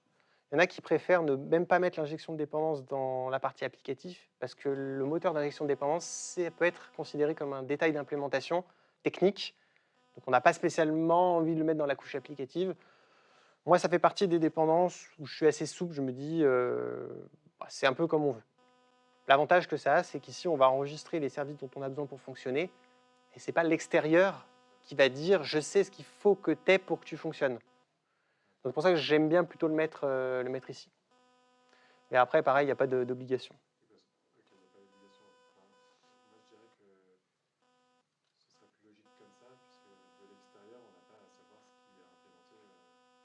que potentiellement, si on crée des services métiers qui permettent de faire fonctionner 2 agrégats ensemble, 2 objets métiers, on va avoir une nouvelle classe. Donc on va l'enregistrer là, mais elle, on ne l'exposera jamais puisqu'elle sera utilisée par les use cases. Et donc si on la rend publique et que c'est au-dessus qu'on fait l'injection, quelque part, on mélange un peu les choses, quoi. Je vois le temps filer, il est 23, je vous propose qu'on reprenne. Tac, tac. Je sais pas où vous êtes. Ouais, vous êtes là. Ok, donc pour reprendre un peu avantages-inconvénients, donc en gros, il y a quand même énormément de proximité entre l'hexagonal et la cleanarchy. Donc on a quasiment les mêmes avantages-inconvénients, donc testabilité, l'inversion de dépendance. On n'est pas forcément d'accord sur la partie jargon, mais en tout cas, moi je trouve que pour avoir travaillé beaucoup dans différentes architectures hexagonales, en fait, j'ai l'impression que les gens, quand ils font l'architecture hexagonale, ils ont vraiment envie de mettre le jargon, dans le sens où c'est une identité, quelque part, on fait de l'architecture hexagonale, et du coup, je trouve que ça nuit un peu à la compréhension des choses. Quand ils font de la cleanarchy, pour le coup, ils n'utilisent pas ce jargon, et du coup, moi, c'est un des avantages que je trouve à la cleanarchy. Le découpage en couches, donc ça permet de mieux séparer les responsabilités, un peu les règles métiers pures des use cases. Donc ça, c'est effectivement un avantage. Il y a globalement une uniformité dans les différentes archis, dans les cleanarchies. Donc on va dans différents projets, il y a des cleanarchies, on va retrouver les 4 couches, on sait se retrouver facilement. Donc c'est ça un des intérêts de la cleanarchy. Dans les inconvénients, alors j'ai mis plus d'abstraction, il n'y a pas tant plus d'abstraction, c'est surtout des exemples que donne Uncle Bob sur du MV, sur des cas particuliers. Donc globalement, il y a autant d'abstraction qu'en hexa. Il y a plus de couches à gérer. Donc l'un des inconvénients, c'est que quand on veut gérer une fonctionnalité, on va devoir mettre du code du coup encore un peu plus partout, parce que du coup, on va en mettre un peu dans l'infra, on va en mettre du coup dans l'appli. Puis on va utiliser un objet métier, donc on va aller le mettre dans la couche domaine. Donc le fait qu'il y ait plusieurs couches à gérer, il y a un peu plus, on disperse un peu plus finalement les fichiers.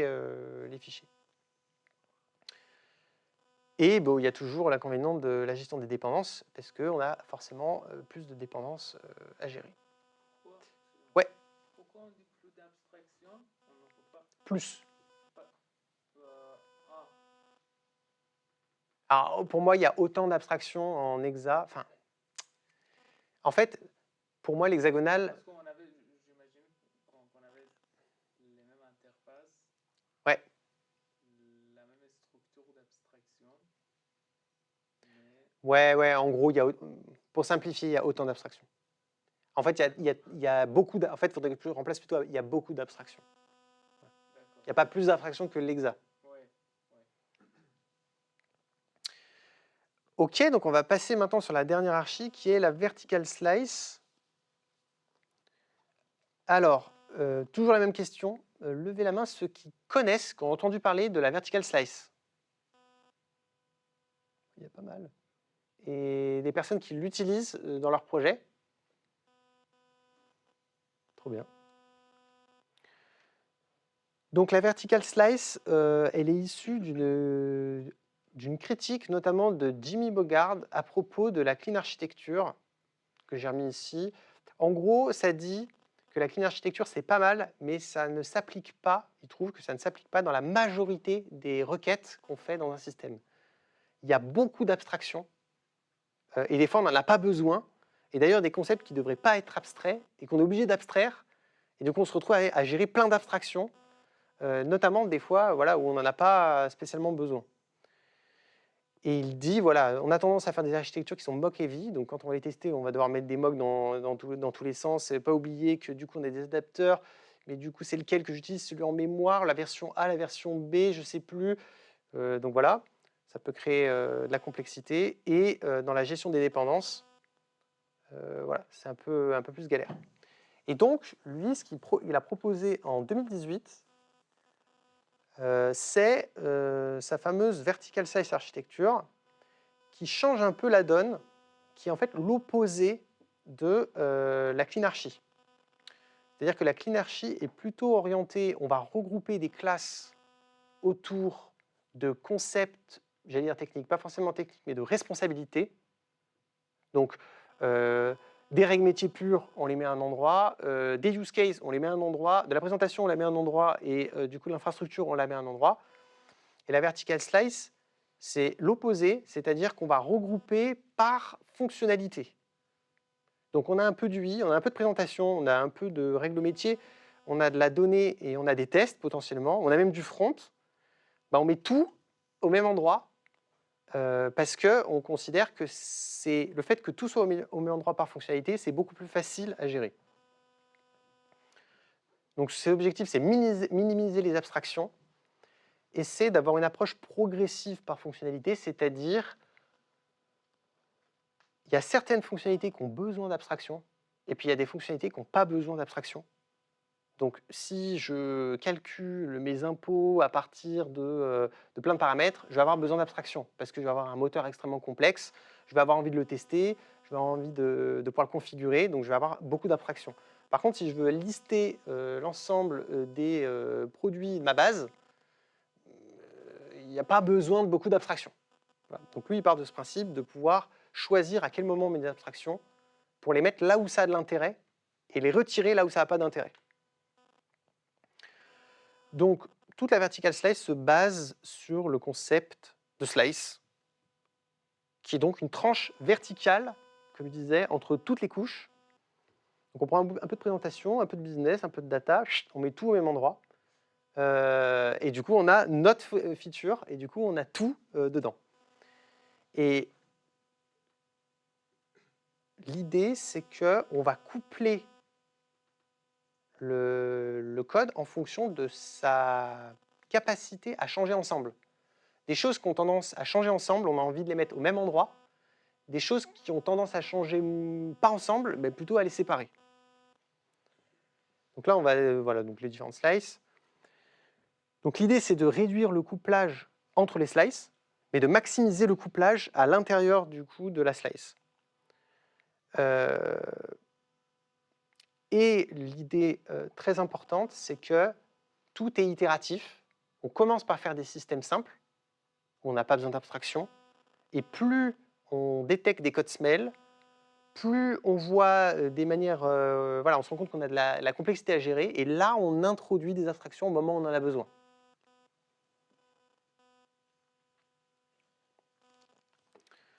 Donc en gros, si je reprends une dernière fois notre schéma d'API REST, avec notre base de données, là, on va découper autrement.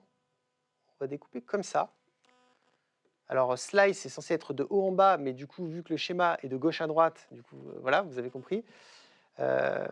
Et du coup, on va pouvoir décider de, par exemple, dans cette fonctionnalité, bon, bah là, j'ai une commande, j'ai un traitement métier, j'ai besoin de modéliser un peu mon métier, je vais le mettre dans une entité, mon use case, je vais pouvoir le piloter, machin. Donc voilà, donc je décide de construire dans cette slice ce schéma. Puis, à un autre côté, je dis, ouais, mais là, j'ai moins besoin finalement d'avoir de use case, parce qu'en fait, je mets mes règles dans mon objet métier, c'est juste une requête, il y a juste potentiellement un peu de calcul à faire, bon, bah voilà, je peux faire un cas plus simple. Et le dernier cas extrême, bon, bah, en fait, c'est une requête à plat dans la base, donc pourquoi créer des adapteurs, des ports, des machins, etc. Mon contrôleur, il fait une requête SQL et il va lire directement ce qu'il y a dans la base. Alors, j'exagère, parce que potentiellement, on peut avoir une petite classe qui va s'occuper de ça, mais c'est l'idée. En fonction des usages, on adapte et on utilise les outils qu'on veut.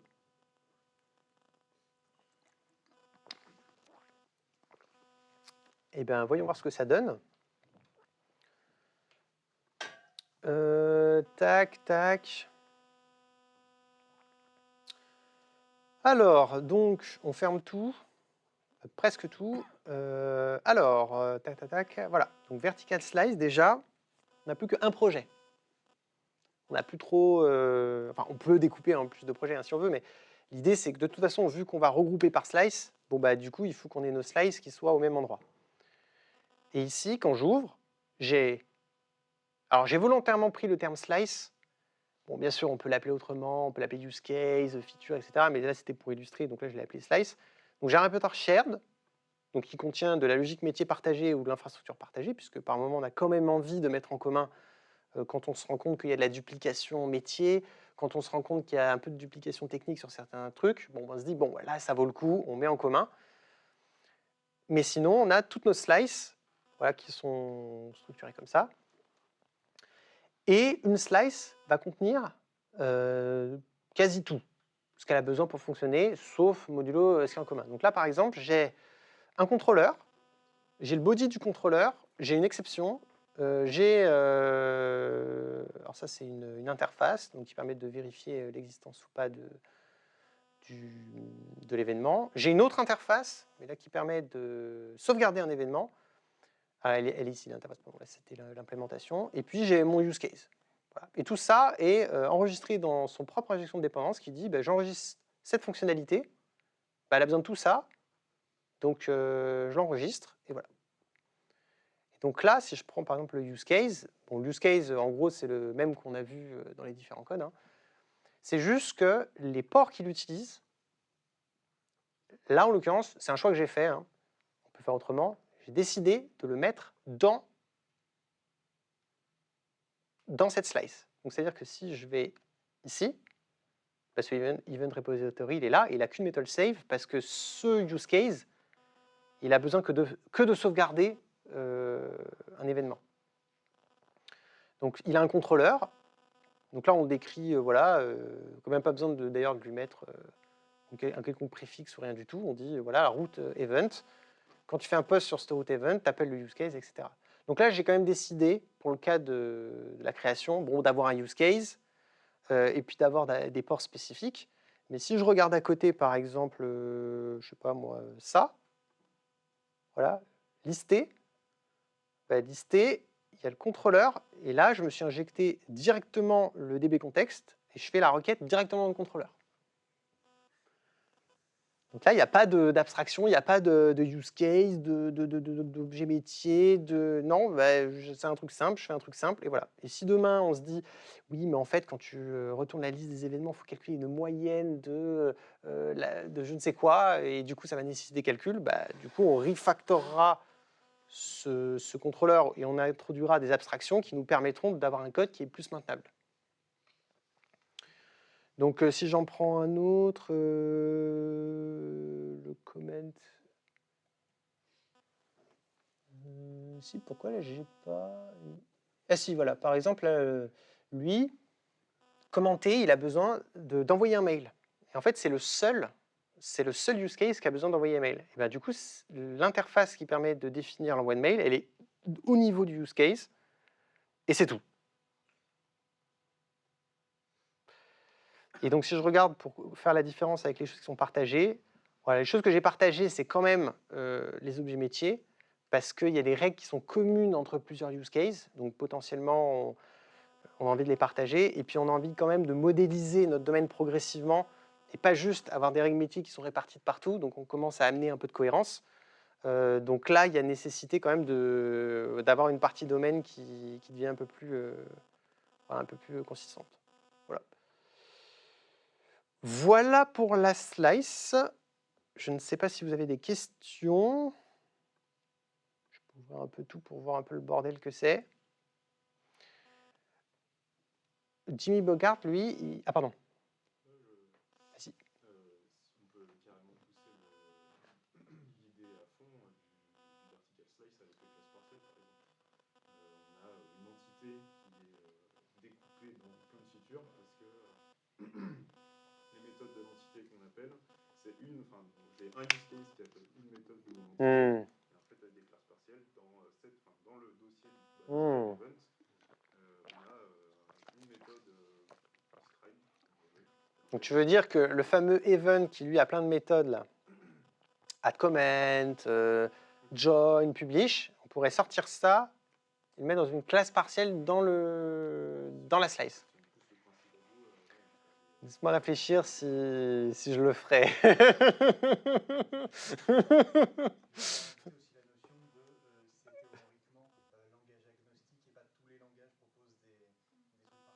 C'est vrai. Oui, c'est vrai que là on est en C#, donc même au Java, je pense que c'est possible, mais ça effectivement ça dépend. Après, en fait, moi, ce que je trouve, c'est que vu qu'on essaye de gérer la complexité, en fait, à un moment donné, on est quand même obligé de faire des choix, d'uniformiser certains objets ou certaines règles et de les avoir quand même au même endroit. Et à ce moment-là, on est obligé de sortir de la slice. Mais si on limite ça uniquement là où on en a besoin, et ben globalement, ce que ça a comme impact, c'est qu'on a quand même moins de code partagé et plus de liberté par slice. Ouais. Ça pose un problème, du coup, la coexistence pardon, du vertical slice avec d'autres architectures, parce que là où les autres architectures essayent d'avoir des dépendances bien chérées dans leur projet, vertical slice, c'est je m'en fous, j'ai un dossier qui a des dépendances sur tout mon projet Ouais. et qui fait tout. Quoi. Donc, Exactement, ouais. je trouve la coexistence un peu compliquée. Bah, en fait, là où effectivement dans la cleanarchy, on a des projets bien séparés. Alors encore une fois, ça dépend du langage, parce qu'en TypeScript, il n'y a pas vraiment de projets séparés. Donc voilà, bon, là, en disant on a des projets séparés, du coup, on peut bien protéger les dépendances. Et quelque part, quand on travaille avec des personnes moins expérimentées, bah, elles ne peuvent pas faire des références n'importe comment, etc. Ici, on est en mode YOLO. On est en mode, il y a tout. Donc, il y a d'autres manières de contrôler. Hein, tu peux faire des tests sur des namespaces, sur d'archi. Enfin, alors, il y a 3 mains levées. Vas-y, je t'en prie. La classe SQL Event Repository implémente quelle interface? Parce que j'ai vu plusieurs interfaces Event Repository. Tout à fait. Différents slices. Ça implémente ok. Donc il y a une dépendance depuis le share vers les autres slices. Oui. Mais les Oui. slices aussi dépendent de Oui. du share. Oui. Puisque du coup, les slices pour fonctionner ont besoin de la classe concrète. Et du coup, la slice expose ce dont elle a besoin. Donc là c'était le repository. Et là, ça, c'est un choix que j'ai fait, c'est que le SQL repository implémente toutes les interfaces event repository de tous les slices. Et il se trouve que des fois, on a besoin là, on a besoin d'un get save. Là, je ne sais plus où j'étais, ici, on a besoin que d'un save. Et donc, en fait, ça permet d'avoir... Mais ça pareil, ça c'est un choix que j'ai fait pour l'exemple.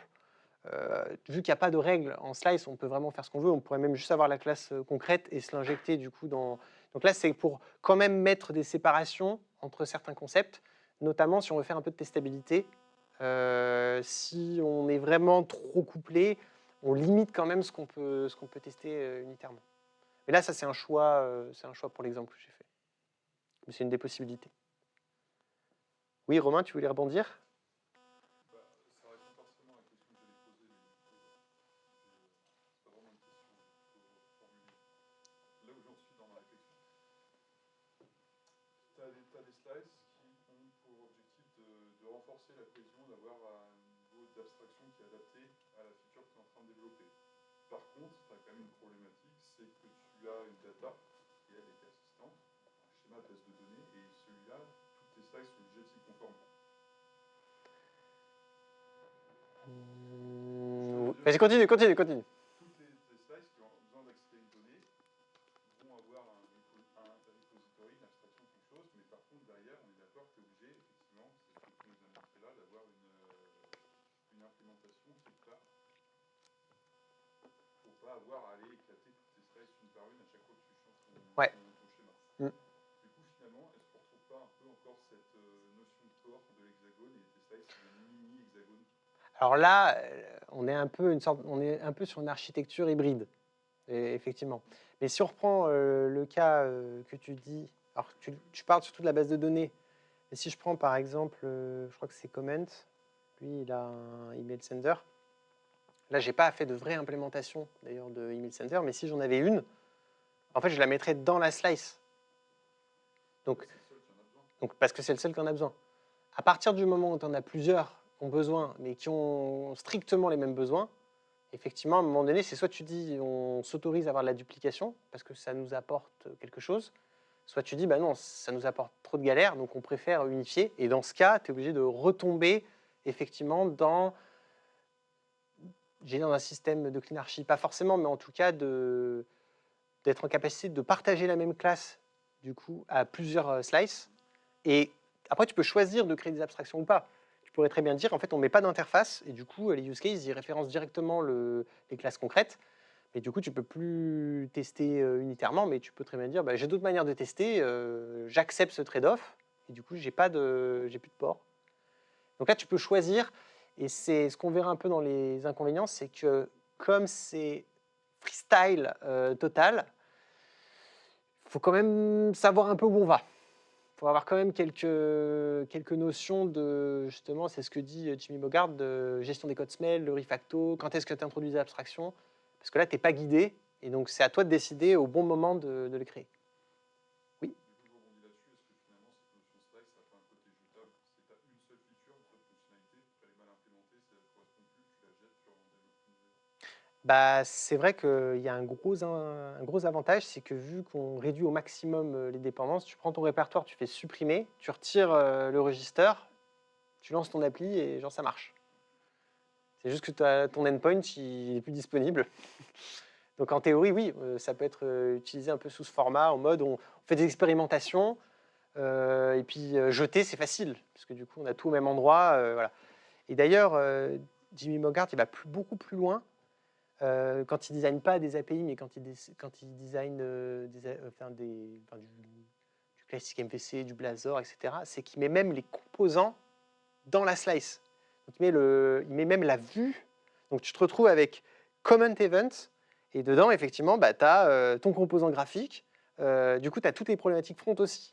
Donc tu as, oui, ben en fait, je fais un render de telle manière, j'ai des sous-composants, donc tout ça est là, et après j'appelle le back, et là tu as le contrôleur du back juste à côté, et donc en fait tu as tout. Et en fait, le gros avantage de ça, c'est que bah, tu fais clic droit sur ton répertoire, je veux voir que ça, donc tu vois, on te retire tout de la solution, tu vois juste ta slice, bah, en fait tu as tout pour travailler, et tu as tout ce qui dépend au même endroit. Et donc, ça s'applique, et tu peux même aller encore plus loin et rajouter des tests, tu peux avoir les tests même dans la slice. Alors, on est un peu plus embêté en .NET, en TypeScript, c'est un peu plus facile, parce qu'après en .NET, tu trimbales du coup les dépendances vers les trucs de test jusqu'en prod, ça peut être un peu gênant. Mais en tout cas, voilà, c'est un peu la philosophie, c'est qu'on peut vraiment mettre tout ce dont on a besoin pour qu'une feature marche au même endroit. Du coup, tu veux encore rebondir? Et après, ouais. Juste, enfin, Vas-y, prends la question. Vas-y. d'un autre point de vue, Ouais. et exactement sur cet argument, j'ai l'impression que ça peut être un gros inconvénient grave. Pourquoi? Parce qu'il nous oblige d'implémenter toutes les couches pour chaque fonctionnalité, tout au début à la fin. Il faut implémenter présentation, contrôleur, data pour cette fonctionnalité. Il faut répéter la même chose un peu plus ou moins pour l'autre fonctionnalité. Du coup, il nous oblige beaucoup de travail, beaucoup de coding. Ben, la question, c'est est-ce que tu as plus de travail comme ça ou sur une architecture plus classique? Parce que finalement, dans une architecture classique, tu vas aussi avoir besoin de faire ta vue, aussi avoir besoin de... Tu vois ce que je veux dire? Donc en fait, est-ce que tu as plus de travail ou pas? Ça dépend des dépendances que tu as entre tes fonctionnalités. Si tu as des fonctionnalités assez indépendantes, tu auras autant de travail. Tu en auras peut-être même moins dans la slice, puisque du coup, tu pourras designer le code comme tu veux, en toute liberté, en se disant, bon, bah, je suis dans ma slice, je m'autorise des choses qu'il n'y a peut-être pas dans les autres slices. D'ailleurs, je ne sais même pas ce qu'il y a à côté. Et donc, du coup, Donc, ça dépend du contexte. Potentiellement, tu peux avoir plus de travail, des fois, tu peux avoir moins de travail. Ça dépend. Puis, il y a un peu cette question, si tu mets tout au même endroit, bah, du coup, il faut que la personne elle soit capable d'avoir les compétences de aussi faire du front, du back, du machin. Tu as même tes scripts de migration dans ta slice, par exemple. Enfin, on peut aller vraiment extrêmement loin. Donc après, ça dépend. Là, par exemple, si sur une API, ça se limite quand même à voilà, contrôleur, données. Il n'y a pas beaucoup d'étapes. Quand tu rajoutes le front et tout, tu rajoutes un peu plus de travail. Mais au final, si tu n'as pas d'écran, de toute façon, ta fonctionnalité, elle est inutile. Donc à un moment donné, tu dois vraiment le faire. En fait, je me demande à quel niveau on peut profiter de la classe shared pour factoriser ce qu'on voulait utiliser partout dans cette classe particulière. Est-ce que... Bah, tu peux, après, si tu veux mettre des choses en commun, tu peux. Mais après, le principe de la slice, c'est d'en mettre le moins possible Ouais. pour avoir cette liberté Ça. d'adapter ta slice comme selon tes besoins. Ouais, si on profite beaucoup de shell, ça peut. Bah, c'est plus trop, on est plus Oui, trop sur de la ça sert slice. à rien. On est plutôt sur de la slice. Oui, Romain? Du coup, tu parlais de composants graphiques et de vue. Ouais. J'imagine que tu veux faire une query qui agrège des données issues de X sources différentes, produites par X slices différentes. Cette query-là, c'est une slice à part entière. Oui. Du coup, tes slices, elles sont soit dans un sens écriture, soit dans un sens lecture. Oui. On a une forme de sécurité, effectivement. Oui. Vu qu'une lecture, c'est un use case, bah, en fait, vu qu'on découpe tout, et ben, on se retrouve effectivement à avoir... alors, on ne sépare pas spécialement, là, j'ai même pas séparé écriture, lecture, mais en fait, ce sont des répertoires différents, même titre, enfin, c'est de même nature quelque part. Ce que je veux dire, c'est qu'il y a un sens dans le flow de la Ouais. donnée, soit il rentre, soit elle sort. Ouais, ouais. Tu dis que la slice, Ouais. c'est égal use case. Oui. Là, je l'ai appelé slice pour l'exemple, mais c'est un cas d'utilisation. Donc, par exemple, là, commenter un événement, créer un nouvel événement, décrire un événement, enfin modifier la description d'un événement, obtenir la liste des événements, bah, finalement, c'est des use cases qu'on implémente. Ouais. J'ai l'impression que c'est hyper cool pour développer très vite des features, notamment dans une équipe où il y a plusieurs devs qui vont un peu chacun faire leur vie et bourriner et on va sortir plein de trucs. Et à quel moment par Refacto, de réussir à se parler. Pourquoi Refacto? Fondamentalement. Michel, dont tu parlais tout à l'heure, et puis là, essayer d'avancer là-dessus. Moi, j'ai un peu peur des régressions, des problèmes après sur ces sujets-là. Eh bien, sans transition, si tu veux, on peut aller voir les inconvénients de cette approche. Ouais. Parce que du coup, Ah, il reste 10 minutes. relou, je sais pas combien de temps est-ce qu'il te reste. On prévoit en règle générale un petit temps d'échange dans un bar après. Donc si jamais il y a des questions, on peut toujours. Voilà. Yes. Je vais essayer de speed un peu. Bon, on est quand même dans les temps. Alors, dans les avantages, donc il y a ce côté, tout ce qui concerne une même fonctionnalité est au même endroit. Donc ça rejoint la philosophie qui consiste à dire qu'on regroupe ce qui est sujet au changement au même endroit, puisque quand ça va changer, ben, on aura tout au même endroit et donc ça sera plus facile. Donc on a une approche adaptée par fonctionnalité, parce que par use case, par fonctionnalité, on peut designer spécifiquement de la meilleure manière pour atteindre du coup notre but. Au début, il n'y a peut-être pas de complexité, ben, on n'a pas d'abstraction. Et demain, on a plus de complexité, ben, on introduit des abstractions. Voilà, ce que je dis, approche incrémentale, si ça évolue, on est capable de mettre à jour du coup la slice. On a un découplage qui se veut fort, donc by design. Après, voilà, en fonction de ce qu'on décide de mettre en commun, ben, on crée progressivement du couplage. Donc la philosophie, c'est d'en avoir vraiment le moins possible, ou en tout cas ce qu'on veut justement, sortir un peu de la slice, comme par exemple des objets métiers ou autres. Donc dans les inconvénients, on a un code qui peut potentiellement devenir très hétérogène. Donc on peut avoir des slices qui font des requêtes directes, d'autres qui ont des abstractions, d'autres qui... voilà, donc avoir un code hétérogène, ça peut avoir un inconvénient dans le sens où quand on ouvre la slice, on ne sait pas, c'est surprise, on ne sait pas à quoi on va s'attendre. On clique, ça ouvre, et là on voit deux fichiers, on fait « oula !» On ouvre, et voilà. Donc ça peut être potentiellement gênant. Aussi, un gros inconvénient, c'est que c'est difficile de tester de manière uniforme. Parce que vu qu'on a des slices qui ont des fonctionnements différents, si on veut écrire des tests unitaires pour vérifier que certains slices marchent, ben on ne peut le faire que sur ceux qui le permettent. Donc déjà, ça veut dire qu'on se dit, il y a certains cas qui sont un peu plus difficiles à tester que d'autres. Et je trouve que ça tombe bien, ce que propose Jimmy Mogart, c'est plutôt de faire des tests d'intégration, qui sont des tests très haut niveau et qui du coup vont tester toutes les slices, mais dans un vrai environnement quelque part, pour s'assurer que ça marche. Donc forcément, vu qu'on a des slices qui sont hétérogènes, on est obligé de remonter encore d'un niveau pour tester notre système et pour s'assurer qu'il est cohérent. La partie de duplication, elle n'est pas forcément évidente à détecter. Donc, surtout la duplication de règles métiers. Parce que potentiellement, si on a des personnes qui travaillent sur des slices différents, mais qui rencontrent la même problématique métier, bah, du coup, ils vont écrire 2 fois la règle métier. Et comme, alors, dans une équipe, tout le monde discute, on se dit oui, il faudrait qu'on introduise un nouvel objet pour gérer telle règle. Ah, mais moi aussi, je sais ça, c'est magnifique. Et dans la réalité, voilà, potentiellement, on peut se retrouver avec de la duplication qu'on ne détecte pas ou qu'on détecte tardivement à l'issue d'un refacto. On se dit, ah ben tiens, mais cette règle, c'est pas la même que là. Si, bon, ben, très bien, on la sort et du coup, on la met à un endroit. Donc ça, c'est un des risques, c'est que la duplication n'est pas forcément évidente à détecter. Et enfin, le dernier, c'est effectivement pas de frontières physiques. Alors encore une fois, ça dépend des langages, puisqu'il y a des langages où il y a de base pas de frontières physiques, hein, notamment je prends TypeScript. Mais là, sur du .NET, bah, vu qu'on met tout au même endroit, il y a énormément de porosité entre la technique, la présentation, etc. Et donc on est un peu sans filet et on peut faire un peu n'importe quoi.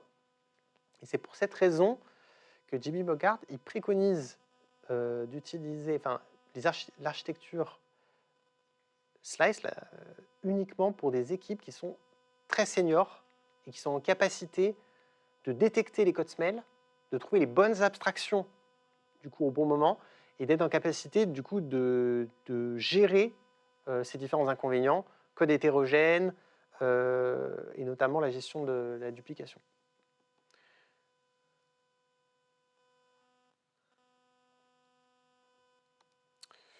Voilà, donc on va conclure. Donc finalement, on avait ça, mais il y en a surtout 2 architectures différentes. Parce que finalement, l'hexagonal et la clean sont extrêmement proches d'un point de vue fonctionnement. Et c'est surtout qu'il y a une énorme différence avec la partie vertical slice. Donc, hexagonal clean, on a le métier au centre, on a l'infra autour. Et puis vertical slice, on a tout au même endroit, mais par fonctionnalité. Désolé. Du coup, on prend quoi pour demain notre nouveau projet ou alors pour une start-up, on se lance dans quoi comme vous doutez, bon, il n'y a pas de bonne ou de mauvaise solution. Ça dépend vraiment des affinités en termes de priorité, en termes de est-ce qu'on va orienter notre code par rapport à des fonctionnalités vraiment strictes, quel est le niveau d'expérience des personnes, est-ce qu'on veut aller extrêmement vite, est-ce qu'on s'autorise à grossir plus doucement. Il y a plein de facteurs qui font qu'on peut préférer l'une ou l'autre. Et donc ça, pas trancher de quelle est la meilleure. De manière générale, que ce soit l'hexa, la clean ou la vertical slice, ce qu'il faut comprendre, c'est que ce sont quand même que des guidelines parce qu'il y a plein de paramètres dans les projets qui font que les architectures qu'on met en place, elles sont toujours uniques.